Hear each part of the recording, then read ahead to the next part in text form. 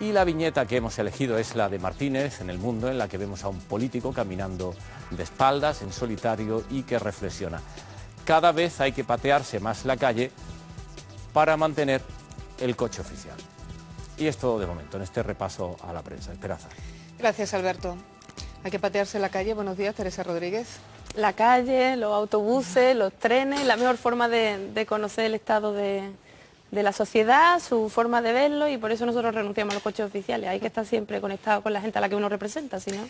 Ella es, ustedes lo saben bien, la secretaria general de Podemos en Andalucía, y por empezar por lo último, Teresa, por lo más reciente, ya sabe que parece que la ministra de Empleo no va a acudir, al menos esa es la apuesta que hace la mesa, a la comisión de investigación esta misma tarde, en la que estudia los cursos de formación en Andalucía. El informe del Consejo de Estado dice que los ministros no tienen por qué someterse a las peticiones de los parlamentos autonómicos porque no tienen competencia. ¿A usted qué le parece esto? Nosotros entendemos que es una falta de respeto a la Cámara Autonómica. Además, revisando el Código Penal, entendemos que tiene obligación de asistir, es decir, que de no asistir estaría quizá incurriendo en un delito de desobediencia. Todo el mundo está obligado a asistir a una comisión de investigación que reglamentariamente se haya establecido tanto en el Congreso de los Diputados como en cualquier asamblea legislativa, en nuestro caso Parlamento Autonómico Andaluz. Revisando, ya digo, el 502 del Código Penal, entendemos que la ministra Bañez debería acudir, y en cualquier caso la voluntad de no ir nos parece abiertamente una falta de respeto a Andalucía y a nuestro Parlamento. Y siendo también un poco con lo de la actualidad, ¿usted estuvo en los movimientos del 15M hace 5 años? Estuve, por supuesto que estuve. De hecho, algunos de los que llevamos mucho tiempo haciendo actividad social más bien, ¿no? Yo empecé en el instituto en la asociación de estudiantes, me fui a la universidad y me vinculé al movimiento de mujeres, al movimiento estudiantil, al movimiento contra la ley de extranjería en su momento, contra la LOU. Estuve en muchos movimientos sociales, pero de repente el 15M era ostensiblemente distinto, porque mi panadero, mi frutero, mi vecina, a los que nunca le había yo sentido una voluntad de participación política, tomaron las plazas. Fue la gente común y corriente que no tenía militancia previa la que decidió que ante lo que estaba pasando, el rescate bancario, reformas laborales, políticas antisociales, pues no había que quedarse en casa, no había que resignarse, sino que había que tomar las plazas al menos para decir que no estábamos dispuestos a ser, decían, mercancía en manos de políticos y banqueros. Yo vivía aquello con absoluta éxtasis, ¿no? Para mí fue la felicidad plena formar parte de un anonimato tan representativo, ¿no? Es curioso que una cosa tan anónima sea tan representativa del sentir en aquella época de la mayoría social en nuestro país. ¿Y usted cree que Podemos ha sido el que ha recogido el sentir del 15M? Yo creo que nadie se puede autonombrar como el depositario del 15M. Nosotros fuimos parte del 15M. Quienes después construimos Podemos estábamos allí. Pero el 15M es más grande que nosotros. Fue más grande que nosotros, y de alguna manera ese espíritu que continúa es más grande que nosotros. Nosotros humildemente podemos tratar de darle una traducción política a la indignación. Decíamos, pasar de la indignación al cambio político era uno de los retos que teníamos sobre la mesa como Podemos, pero no somos evidentemente los únicos depositarios. Hace 5 años probablemente Teresa Rodríguez, que participaba en los movimientos del 15M, no podía imaginar que 5 años más tarde estuviera donde está sentada hoy, que ha venido varias veces, por cierto, sí. Y se lo agradezco. Pero encantada siempre. Imagino que no podría imaginar en ese momento, valga la redundancia, que todo esto iba a ocurrir, que esta situación política iba a estar. Para nada. Y ni siquiera desde hace unos meses para acá podríamos imaginar que el camino conjunto entre Podemos e Izquierda Unida fuera una realidad como hoy lo es. ¿Usted está contenta con la confluencia con Izquierda Unida, con ese Unidos Podemos? Yo creo que sí, de alguna manera era una obligación, era una acción responsable y generosa en un panorama en el cual hay una cosa que nosotros entendemos que es una especie de segunda vuelta electoral, en la que había que ofrecer algo nuevo, algo diferente. No podíamos decirle a la ciudadanía que ante el bloqueo en la investidura nosotros íbamos a ofrecer exactamente la misma receta, y se ha hecho el esfuerzo, yo creo, muy generoso por parte tanto de Alberto Garzón como de Pablo Iglesias. En este caso se ha hecho un esfuerzo generoso por llegar a un acuerdo político en el que ofrezcamos a la ciudadanía, en torno a nuestras coincidencias programáticas, que son muchas, una alternativa política unitaria en este caso. Nosotros dos, junto con otros movimientos sociales, organizaciones políticas, ECUO, que es una organización en este caso que aporta el tinte verde tan necesario también en una candidatura que plantea un cambio a este modelo que también es depredador del medio natural. nos ofrecemos como alternativa nueva, ya no va a ser una repetición de elecciones, de alguna manera ya esta convocatoria de elecciones es diferente, ¿no? Es distinta. Sé que a usted meses antes del 20 de diciembre llegó a comentar en este mismo sitio, dijo usted, me hubiera gustado que Alberto Garzón hubiéramos podido formar parte de la misma candidatura, pero no ha podido ser. ¿Qué es lo que ha cambiado en estos meses para que esto finalmente pudiera lograrse? Pues lo que ha cambiado es exactamente que existe la necesidad evidente de un desempate. El 20 de diciembre hubo un empate técnico que no se terminó de resolver. Lamentablemente las negociaciones de investidura no condujeron a la construcción de un gobierno como hubiera sido deseable. Y exactamente eso es lo que ha cambiado. Provocar un desempate tiene que ser el resultado de la suma de fuerzas, ¿no? De fuerzas que realizan la acción generosa de renunciar a una parte de su propia identidad para formar parte de un común con otras fuerzas y presentar una alternativa que pueda ser mayoritaria. Y le preguntaba yo el otro día a Toni Valero, ¿es esta una coalición transversal o es una coalición de izquierdas? Yo creo que hoy en día todo el que entienda que hay que hacer una reforma fiscal progresiva, todo el que entienda que hay que revertir el rescate bancario, recuperar los derechos sociales y los servicios públicos, todo el que entienda que hay que revertir las dos reformas laborales y recuperar los derechos en el puesto de trabajo, todo el que entienda que hay que abolir definitivamente la LONCE y la ley Mordaza, forma parte de ese programa de cambio. No necesariamente tiene que emocionarse escuchando a Silvio Rodríguez o llevar camisetas del Che Guevara. No sé si me explico. Lo que hay es una coincidencia sobre lo que toca hacer en este momento. Y nosotros entendemos que es necesario, hay un filósofo checo, Zizek, que decía, la luz al final del túnel es un tren que viene de frente. Pues la luz al final del túnel de la crisis es efectivamente la precariedad, es efectivamente acostumbrarse a malvivir, a que tener empleo no sea ni siquiera garantía para poder pagar las facturas. Bueno, pues nosotros nos proponemos provocar ese cambio de aguja en el tren de la austeridad, lo hemos dicho muchas veces. Todo el que entienda que es necesario hacer eso ahora está en ese bloque del cambio. Sí, pero no me ha contestado. ¿Es una coalición transversal o una coalición de izquierdas? En ese sentido me parece absolutamente transversal. Ese tipo de reivindicaciones ahora mismo me parecen completamente transversales. Cuando el paro llama a la puerta no te pregunta a quién votaste, si eres de derecha, si eres de izquierda, si eres católico o si eres ateo. Simplemente te afecta y punto. Todo el que entienda que hay que revertir esa situación forma parte de eso. Ayer lo habrá escuchado también, Íñigo Errejón decía que no se había llegado a un pacto con el Partido Socialista porque a Pedro Sánchez le obligaron probablemente a no pactar con ustedes, con Podemos, pero también reconocía que no todo se había hecho bien desde Podemos. ¿Usted comparte ese razonamiento? Bueno, es difícil decir todo lo hemos hecho bien y los demás todos lo han hecho mal. No, lo que pasa es que desde Andalucía, yo asistí pasmosa a una entrevista que dio Susana Díaz en la SER. Fue un día de Navidad, por eso me acuerdo, 24 de diciembre, en el que decía, la ciudadanía nos ha colocado en la oposición, donde se asumía ya que el Partido Socialista no debía optar a un gobierno, a formar una mayoría alternativa al gobierno de Rajoy, y donde desde luego creo que todos los españoles y españoles, los andaluces en particular, hemos asistido a un permanente movimiento de silla de Pedro Sánchez en las negociaciones por parte de la señora Díaz.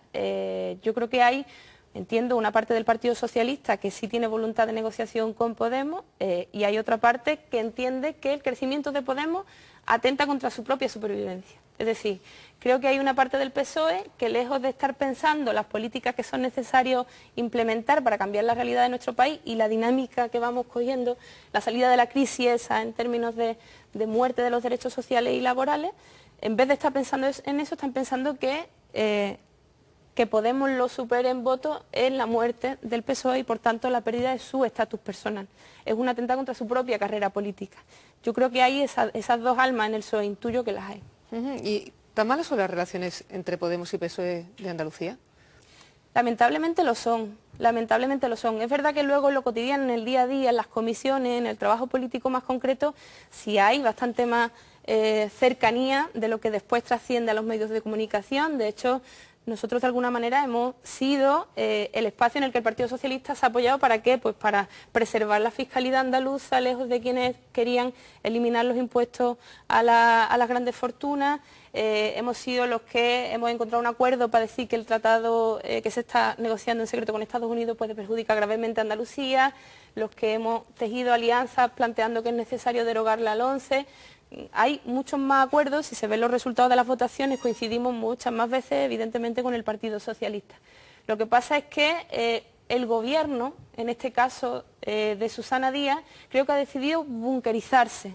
Es un gobierno temeroso, bunkerizado, que no quiere aceptar las propuestas de mano tendida en ningún caso de la oposición, especialmente si es Podemos quien tiende la mano. Es un gobierno que se ve amenazado permanentemente por nuestro grupo político, cosa que nosotros no entendemos. Es decir, cuando hay elecciones y ponemos argumentos políticos sobre la mesa y somos contendientes en unas elecciones. El resto del tiempo deberíamos estar colaborando en el Parlamento para resolver los problemas de los andaluces. Y esa necesidad, que yo la tendría si fuera presidenta de Andalucía, 9 millones de personas a mi espalda, pues yo aceptaría cualquier tipo de ayuda por parte de cualquier grupo político. Pero ellos han decidido cerrarse en banda a colaborar con nosotros o a que nosotros colaboremos con ellos. De hecho, muchas veces nuestras propuestas incluso votan en contra de ellas, pero luego las disfrazan y las sacan por decreto, ¿no? Como lo que pasó con la atención temprana. Hay un miedo permanente a un trabajo conjunto, ¿no? Quizás les recuerdan que cuando ellos necesitaron el apoyo de Podemos, ustedes no se lo brindaron y que tuvieron que buscar el apoyo de Ciudadanos para sacar adelante el gobierno. ¿Van a tener que recordarles eso a lo largo de todo este tiempo de mandato del gobierno en Andalucía? Pero ¿Usted entonces... se arrepiente? Sí, perdón. No, le pregunto, ¿usted se arrepiente en algún momento de no haber facilitado el gobierno de Susana Díaz en su momento? Bueno, yo no creo que el acuerdo y la colaboración sea un rendir pleitesía, es decir, no se puede actuar en términos de vendetta. Ellos no pueden estar permanentemente cobrándose la vendetta de la negociación de la investidura porque suena hasta incluso pueril. Es decir, como ustedes no me votaron la investidura inmediatamente y quisieron negociar la investidura conmigo, pues entonces yo me vengo de ustedes durante 4 años, como si esto fuera, no sé, el patio de un colegio, ¿no? Mire usted, el Parlamento representa a toda la ciudadanía andaluza. Nosotros representamos a una parte menor que usted, se lo reconocemos abiertamente. Ahora nos toca a todas las partes representativas de la sociedad andaluza ponernos a trabajar para resolver los problemas de los andaluces. No recordarnos vendetas de entre nosotros, tú no me votaste la investidura, pues yo no te voto la ley de emergencia habitacional y pobreza energética. Me parece una actitud completamente irresponsable. Dígame una cosa, Teresa, ¿qué está pasando en Podemos en Andalucía? Porque tiene a 3 secretarios generales que le han dimitido en los últimos meses, una cuarta hizo un amago, y la última que ha dimitido, que es la secretaria general de Podemos en Jaén, ha hecho una carta extremadamente dura contra la dirección y sí ha dicho que se ha sentido acosada por ustedes, especialmente mencionaba al secretario de Organización de Podemos, a usted concretamente. ¿Qué es lo que está pasando? Desde que empezó Podemos, desde el día siguiente casi se está hablando de crisis interna en Podemos. Ha habido 3 dimisiones de 3 secretarios generales de ciudades, no de provincias, como se ha también dicho. 3 secretarios generales no son provinciales, son de 3 ciudades. Y han sido por motivos muy diferentes. Algunos se sentían fuera de Podemos y dimitieron, otros pues no eran capaces de coordinar su consejo de coordinación y dimitieron también. Y en este caso, el caso de la Secretaría General de Jaén, a mí me preocupa especialmente por los términos en los que lo plantea la compañera. Yo respeto absolutamente su decisión de dimitir, pero me preocupan y me entristece que ella se haya sentido así. Entonces, ¿qué es lo que nos toca ahora como dirección andaluza? Pues ir a Jaén a ver qué es lo que ha pasado. Claro, cosas que yo entiendo en la lejanía como diferencias políticas, que en una formación política nueva pues se llevan quizá con más dificultades porque no hay esa larga trayectoria de 20 años haciendo política que hace que las discusiones de política se queden en el ámbito de la política y ya está, sino que afectan también a lo personal. No siempre, ya sabe.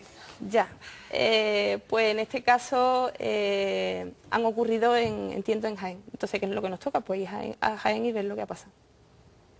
¿Y no intuye ni siquiera lo que ha podido pasar? Creo que son diferencias políticas que a veces llevan a los compañeros a debatir de forma más o menos dura. Creo que tiene que ver con eso, pero como no lo sé, pues voy a ser muy prudente. Y en este caso pues será la dirección en su conjunto colegiada, no yo solamente, quienes veamos a ver qué ocurre. Oiga, esto de que las listas las decidan en Madrid tiene poco de asambleario, ¿no? En su momento fue el modelo de primarias que decidimos. Ustedes saben, creo que los andaluces saben, que en su momento yo particularmente, que soy miembro del Consejo Ciudadano Estatal, defendí que las listas se hicieran en las circunscripciones, ¿no? Pero hay un debate razonable del que yo siempre hablo, es un debate político, metodológico, organizativo, entre una organización que con solo 2 años de vida está en condiciones de plantear alternativas de gobierno, lo ha planteado ya en muchos municipios de España y está en condiciones de hacerlo también en las próximas elecciones generales, y una fuerza política que viene de las mareas, del 15M, del espíritu asambleario, del espíritu incluso defensor de la pluralidad de las autonomías en nuestro país. Pues hay una tensión razonable entre un modelo y otro. Presentar listas solventes en todas las provincias, lo cual supone controlar las listas, digamos, entre comillas, desde Madrid, desde un núcleo cohesionado, y por otro lado quienes estamos en obligación, porque pertenecemos a territorios periféricos, de decir tenemos madurez suficiente para decidir nuestras propias listas. Ese debate entre democracia y eficiencia, en el cual hay que buscar un equilibrio, pues el debate razonable que hay sobre la mesa. Se votó democráticamente y salió un modelo centralizado. Creo que lo que está planteando Pablo Echenique es ir descentralizando el modelo. Creo que vamos caminando hacia esa descentralización que algunos llevamos pidiendo mucho tiempo. Y usted ha pedido también, si no me equivoco, si no me lo corrige, que Diego Cañamero, por ejemplo, encabece la lista por Jaén. ¿Le van a atender? Yo no lo he pedido, porque además soy ¿O le gustaría? secretaria general y no puedo meterme en eso, evidentemente por el modelo de primaria que se votó, donde las listas se hacen en Madrid. Diego Cañamero concurrió en las primarias de Podemos en su momento y la posición que le tocaba a su lista era la cabecera de la provincia de Jaén, ¿no?, la que en su momento ostentaron. Entonces, en este caso, reclamar ese puesto por parte de Diego pues me parece razonable, pero las listas, insisto, ni están en mi mano, ni voy a interceder por nadie, ni nada parecido. Sea cual sea la lista, esta secretaria general estará a disposición de hacer la mejor campaña posible para obtener los mejores resultados. Y lo del ex GEMAD, Julio Rodríguez, como número 1 por la lista de Almería, que ha provocado ciertas ampollas en Izquierda Unida, ¿lo entiende? Yo lo entiendo porque de alguna manera yo también, cuando por primera vez me dijeron un ex jefe del Estado Mayor va a ser parte de las listas de Podemos, pues me chocó. Claro, luego uno lee la hoja de servicio de Julio Rodríguez y de repente poco a poco encuentra la valentía que ha asumido este hombre para defender el programa de Podemos, que está planteando una alternativa a la OTAN, que está planteando la necesidad de unas relaciones entre los Estados en clave de diplomacia, de no intervención, la defensa de la democracia dentro del ejército que ha tenido a lo largo de toda su vida, desde la época de la dictadura, hacen que uno vea a Julio Rodríguez de otra forma y de alguna forma cambian también los esquemas propios. Yo estoy convencida de que también los compañeros de Almería, cuando tengan ocasión de conocerlo y de intercambiar con él, pues tendrán otra opinión. Bueno. Sí. Pues le vamos a dejar que conteste también a las preguntas de los compañeros. Encantada. Teresa Rodríguez, Lucrecia Evia. Pues yo tengo, buenos días, Teresa Rodríguez. Tengo 2 preguntas. Por un lado, si tienen intención de sumar más fuerzas políticas, ha mencionado a ECUO, pues si tienen intención de sumar más fuerzas políticas a esa confluencia entre Izquierda Unida y Podemos, y luego ha mencionado las coincidencias programáticas que han llevado a esta confluencia, pero en ningún momento ha mencionado el tema del referéndum catalán, que ha sido uno de los escollos principales para no ponerse de acuerdo quizás con Pedro Sánchez, y si cree que en esta segunda ocasión de elecciones generales tan temprana pues se van a encontrar con el mismo escollo o con ese mismo sobre la mesa. Bueno, sobre la primera pregunta, ECU también participó en su momento ya de los procesos internos de Podemos y de nuestras listas. De hecho, aquí en el Parlamento de Andalucía tenemos a una de las diputadas que es representante de ECU en Málaga. Por tanto, seguirán formando parte de esa confluencia. Y respecto a la segunda pregunta, es curioso que ayer la candidata número 2 de Madrid, la jueza, defendiera la necesidad de una reforma constitucional en la que se planteara la posibilidad de un referéndum. No es ninguna locura, el Partido Socialista lo defendía en su programa electoral hasta hace 4 días, y creo que no es diferente ostensiblemente del modelo de Estado que supuestamente ha venido defendiendo el Partido Socialista. Yo creo que de alguna manera en este país decir Cataluña muchas veces es una forma de no hablar de otras cosas. De hecho, cada cierto tiempo hay el problema de Cataluña para no hablar del desempleo, de los desahucios de las reformas laborales, pero hubo un escollo más grande en política económica con el Partido Socialista, hubo un escollo más grande en abolir las dos reformas laborales, las dos, no solo la del PP, la del PSOE también abarataba el despido y va la misma dinámica que la reforma laboral del Partido Popular. Hubo más escollo en hablar de los límites del déficit, de cómo renegociarlo, que en el tema del referéndum. Lo que pasa es que es muy folclórico sacar otra vez a Cataluña para no hablar del resto de problemas. Preguntan desde Granada, Eduardo Peralta. Sí, buenos días. Me gustaría hacerle también dos preguntas muy concretas a usted, Teresa. La primera, ¿considera más importante que no gobierne Rajoy, que no esté en la Moncloa, o superar al PSOE, que se produzca ese sorpaso? Y la segunda, en Andalucía, en las últimas elecciones generales de diciembre, la primera fuerza política fue el Partido Socialista. La suma de Izquierda Unida y de Podemos fueron 1 millón de votos y el PSOE 1.400.000. Me consta que el otro día en Madrid la presidenta Susana Díaz le dijo a Pablo Iglesias que iba a superar en 500.000 votos a la coalición. Eso dejaría, digamos, en un mal lugar a Podemos e Izquierda Unida. ¿Comparte esa previsión? Respecto a la primera pregunta, nuestra absoluta prioridad es desalojar al Partido Popular del Gobierno y cuando hablamos del Partido Popular hablamos también de sus políticas. Hablamos de, efectivamente, rescate bancario, reformas laborales antisociales, recortes y austeridad. Sea quien defienda las políticas del Partido Popular se va a encontrar enfrente a Podemos. Surgimos y nacimos exactamente por eso, además de por una necesidad de regenerar la política y de plantear una ética política diferente. Esa es nuestra prioridad. Si en ese camino el Partido Socialista está dispuesto a defender por primera vez su programa electoral a partir del día siguiente de las elecciones, no solo en campaña, sino a partir del día siguiente de las elecciones, nos vamos a encontrar en ese camino de desalojar al PP y a sus políticas, como se lo hemos planteado además durante las negociaciones de investidura. Respecto a la segunda pregunta que me hacía, sobre las estimaciones de cuáles van a ser los resultados y si yo te voy a superar en 500.000 votos, o en 400.000 o en 1 millón, pues me va a permitir que me salga de la porra. Me parece que sacar bolas mágicas para hablar de esto como si estuviéramos hablando de la Liga de Fútbol, pues no es serio. Quienes seamos capaces de convencer a la gente de que es posible hacer otras políticas y de que las estamos defendiendo, pues serán los votos que valgan. Hablando de porra, y ya muy brevemente, la porra la vamos a ganar en la mesa, porque Fátima Báñez no va a acudir a la comisión de investigación, acaban de comunicarlo.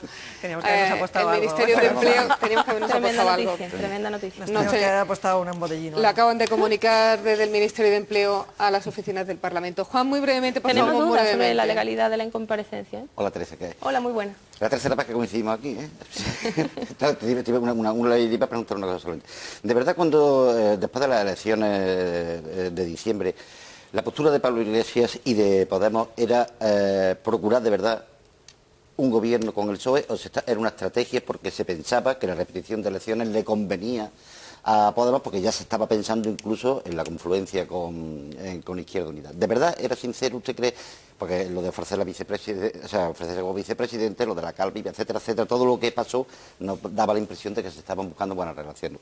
Vale. Brevedad, por favor, Teresa. Antes de que el propio Pedro Sánchez se posicionara como posible candidato alternativo a Rajoy, ya estaba Podemos pidiendo a Pedro Sánchez que diera un paso al frente y negociara un gobierno de cambio. Antes, o sea, estaba el PSOE rogando de rodillas a Mariano Rajoy que presentara su candidatura para ganar tiempo y ya estábamos nosotros pidiéndole a Pedro Sánchez que diera un paso al frente y se presentara.